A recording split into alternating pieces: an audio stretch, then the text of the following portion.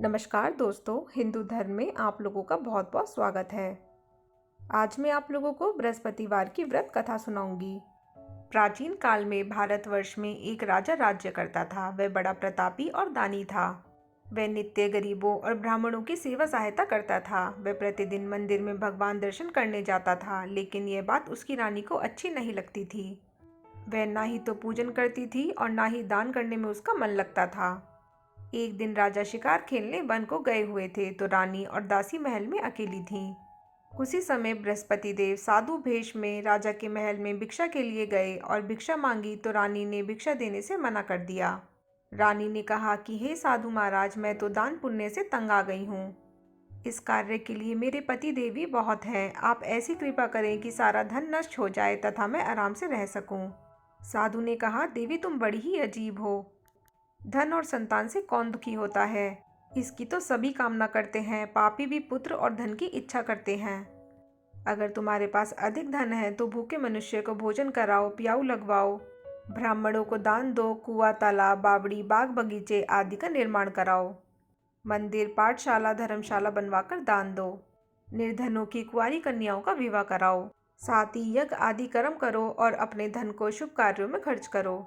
ऐसा करने से तुम्हारा नाम परलोक में सार्थक होगा एवं स्वर्ग की प्राप्ति होगी। लेकिन रानी पर उपदेश का कोई प्रभाव ना पड़ा। वह बोली, महाराज, मुझे ऐसे धन की आवश्यकता नहीं है जिसको मैं अन्य लोगों को दान दूं, जिसको रखने और संभालने में ही मेरा सारा समय नष्ट हो जाए। अब आप ऐसी कृपा करें कि सारा धन नष्ट हो जाए तथा मैं आराम से रह सकूं। साधु ने उत्तर दिया, यदि तुम्हारी ऐसी इच्छा है तो जैसा मैं तुम्हें बताता हूँ तुम वैसा ही करना। बृहस्पतिवार को घर को गोबर से लीपना, अपने केशों को पीली मिट्टी से धोना, राजा से कहना वह बृहस्पतिवार को हजामत बनवाए, भोजन में मांस मदिरा खाना और कपड़ा धोबी धुलने डालना। ऐसा करने से 7 बृहस्पतिवार में ही आपका सारा धन नष्ट हो जाएगा। इतना कहकर वह साधु महाराज वहां से अंतर्ध्यान हो गए। इसके बाद रानी ने वही किया जो साधु ने बताया था। 3 बृहस्पतिवार ही बीते थे कि उसका समस्त धन संपत्ति नष्ट हो गया और भोजन के लिए राजा रानी तरसने लगे। तब एक दिन राजा ने रानी से कहा कि तुम यहाँ पर रहो, मैं दूसरे देश में चाकरी के लिए चला जाऊँ, क्योंकि यहाँ पर मुझे सभी मनुष्य जानते हैं, इसलिए कोई कार्य नहीं कर सकता। देश चोरी परदेश भीख बराबर है, ऐसा कहकर राजा परदेश चला गया। वहाँ जंगल को जाता और लकड़ी काट कर लाता और शहर में बेचता। इस तरह जीवन व्यतीत करने लगा। इधर राजा के बिना रानी और दासी दुखी रहने लगीं। किसी दिन भोजन मिलता और किसी दिन जल पीकर ही रह जातीं। एक समय जब रानी और दासियों को 7 दिन बिना भोजन के रहना पड़ा, तो रानी ने अपनी दासी से कहा, हे दासी, पास ही के नगर में मेरी बहन रहती है, वह बड़ी धनवान है। तू उसके पास जा और 5 सेर भेजर मांग कर ले आ, ताकि कुछ समय के लिए थोड़ा बहुत गुजर बसर हो जाए। दासी रानी की बहन के पास गई। उस दिन बृहस्पतिवार था।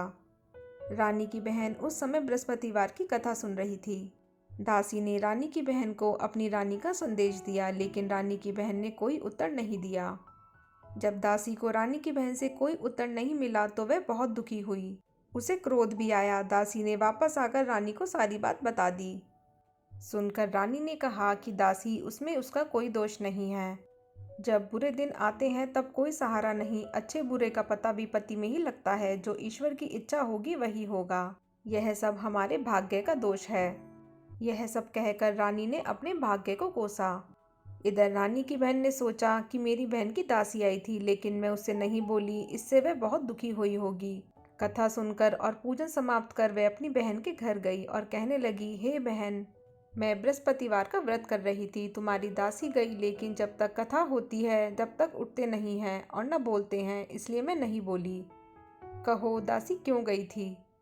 रानी बोली, बहन, हमारे घर अनाज नहीं था। ऐसा कहते कहते रानी की आंखें भर आईं।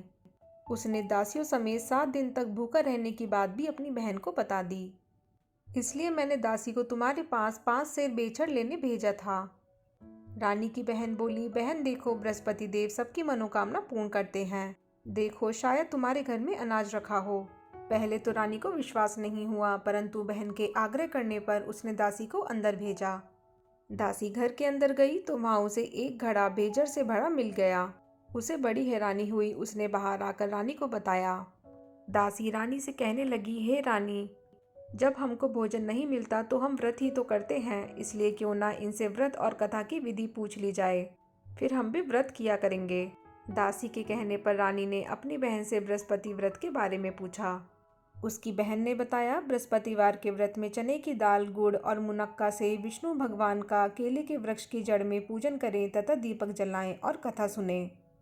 उस दिन एक ही समय भोजन करें। भोजन में पीले खाद्य पदार्थ का सेवन जरूर करें। इससे गुरु भगवान प्रसन्न होते हैं, अन्न, पुत्र और धन का वरदान देते हैं। साथ ही सभी मनोकामनाएं पूर्ण करते हैं। व्रत और पूजन की विधि बताकर रानी की बहन अपने घर लौट आई। रानी और दासी दोनों ने निश्चय किया कि बृहस्पति देव भगवान का पूजन जरूर करेंगे। 7 रोज बाद जब बृहस्पतिवार आया तो उन्होंने व्रत रखा। गुड़साल में जाकर चना और गुड़ बील लाई तथा उसकी दाल से केले की जड़ तथा विष्णु भगवान का पूजन किया। अब पीला भोजन कहाँ से आए? दोनों बड़ी दुखी हुईं, परंतु उन्होंने व्रत किया था, इसलिए बृहस्पति देव भगवान प्रसन्न थे। एक साधारण व्यक्ति के रूप में वे 2 थालों में पीला भोजन लेकर आए और दासी को देकर बोले, हे दासी, यह भोजन तुम्हारे और तुम्हारी रानी के लिए है, इसे तुम दोनों ग्रहण करना। दासी भोजन पाकर बहुत प्रसन्न हुई। उसने रानी से कहा, चलो रानी जी भोजन कर लो। परंतु रानी को भोजन आने के बारे में कुछ भी नहीं पता था, इसलिए उसने कहा कि जा तू ही भोजन कर, क्योंकि तू व्यर्थ में मेरी हंसी उड़ाती है। तब दासी ने कहा, एक व्यक्ति भोजन दे गया है। तब रानी ने कहा, वह व्यक्ति तेरे लिए ही भोजन दे गया है, तू ही भोजन कर। तब दासी ने कहा, वह व्यक्ति हम दोनों के लिए 2 थालों में सुंदर पीला भोजन दे गया है, इसलिए मैं और आप दोनों ही साथ साथ भोजन करेंगे। यह सुनकर रानी बहुत प्रसन्न हुई और दोनों ने गुरु भगवान को नमस्कार कर भोजन किया। उसके बाद से वे प्रत्येक बृहस्पतिवार को गुरु भगवान का व्रत और पूजन करने लगीं। बृहस्पति भगवान की कृपा से उनके पास धन हो गया, लेकिन रानी फिर पहले की तरह आलस्य करने लगी। तब दासी बोली, देखो रानी, तुम पहले भी इस प्रकार आलस्य करती थीं। तुम्हें धन को रखने में कष्ट होता था, इस कारण सभी धन नष्ट हो गया था। अब गुरु भगवान की कृपा से धन मिला है तो तुम्हें फिर आलस्य होता है। बड़ी मुसीबतों के बाद हमने ये धन पाया है, इसलिए हमें दान पुण्य करना चाहिए। अब तुम भूखे मनुष्य को भोजन कराओ, प्याऊ लगवाओ, ब्राह्मणों को दान दो, कुआं, तालाब, बावड़ी और बाग बगीचे आदि का निर्माण कराओ, मंदिर, पाठशाला और धर्मशाला बनवाकर दान दो, निर्धनों की कुंवारी कन्याओं का विवाह कराओ, साथ ही यज्ञ आदि कर्म करो, अपने धन को शुभ कार्यों में खर्च करो, जिससे तुम्हारे कुल का यश बढ़े और स्वर्ग प्राप्त हो और पितर प्रसन्न हो। दासी की बात मानकर रानी शुभ कर्म करने लगी। उसका यश फैलने लगा। एक दिन रानी और दासी आपस में विचार करने लगी कि न जाने राजा किस दशा में होंगे, उनकी कोई खोज खबर भी नहीं है। उन्होंने श्रद्धा पूर्वक बृहस्पति भगवान से प्रार्थना की कि राजा जहाँ भी हों शीघ्र वापस आ जाएं। उसी रात्रि को बृहस्पति देव ने राजा को स्वप्न में कहा कि हे राजा, उठ, तेरी रानी तुझको याद करती है, अपने देश को लौट जा। राजा प्रातःकाल उठा और जंगल से लकड़ी काटने के लिए जंगल की ओर चल पड़ा। जंगल से गुजरते हुए विचार करने लगा कि रानी की गलती से उसे कितने दुख भोगने पड़े। राजपाट छोड़कर जंगल में आकर रहना पड़ा, जंगल से लकड़ी काटकर शहर में बेचकर गुजारा करना पड़ा और अपनी दशा को याद करके व्याकुल होने लगा। उसी समय राजा के पास बृहस्पति देव साधु के वेश में आके बोले, हे लकड़हारे, तुम इस सुनसान जंगल में किस चिंता में बैठे हो, मुझे बतलाओ। यह सुनकर राजा के नेत्रों में जल भर आया। साधु की वंदना कर राजा ने अपनी संपूर्ण कहानी सुना दी। महात्मा दयालु होते हैं। वे राजा से बोले, हे राजा, तुम्हारी पत्नी ने बृहस्पति देव के प्रति अपराध किया था, जिसके कारण तुम्हारी यह दशा हुई। अब तुम चिंता मत करो, भगवान तुम्हें पहले से अधिक धन देंगे। देखो, तुम्हारी पत्नी ने बृहस्पतिवार का व्रत शुरू कर दिया है। अब तुम भी बृहस्पतिवार के व्रत में चने की दाल, गुड़ और मुनक्का से विष्णु भगवान के केले के वृक्ष की जड़ में पूजन करो तथा दीपक जलाकर कथा सुनो। उस दिन एक ही समय भोजन करना, लेकिन भोजन में पीले खाद्य पदार्थ का सेवन जरूर करना। भगवान तुम्हारी सब मनोकामनाओं को पूर्ण करेंगे। साधु की बात सुनकर राजा बोला, हे प्रभु, लकड़ी बेचकर तो इतना पैसा अभी नहीं बचता जिससे भोजन के उपरांत कुछ बचा सकूं। मैंने रात्रि में अपनी रानी को व्याकुल देखा है। मेरे पास कोई साधन नहीं जिससे उसका समाचार जान सकूं। फिर मैं कौन सी कहानी कहूँ, यह भी मुझको मालूम नहीं है।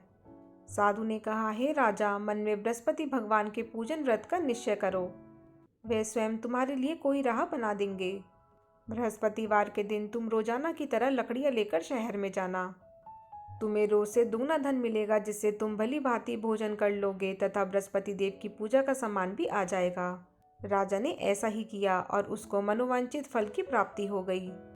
इस प्रकार जो भी ये कथा पढ़ता या सुनता है उसके सभी मनोरथ पूरे होते हैं। तो दोस्तों, अगर आप लोगों को मेरा ये वीडियो थोड़ा सा भी हेल्पफुल लगा हो तो इसे लाइक और शेयर करना ना भूलिएगा और मेरे चैनल को सब्सक्राइब ज़रूर कीजिएगा। धन्यवाद।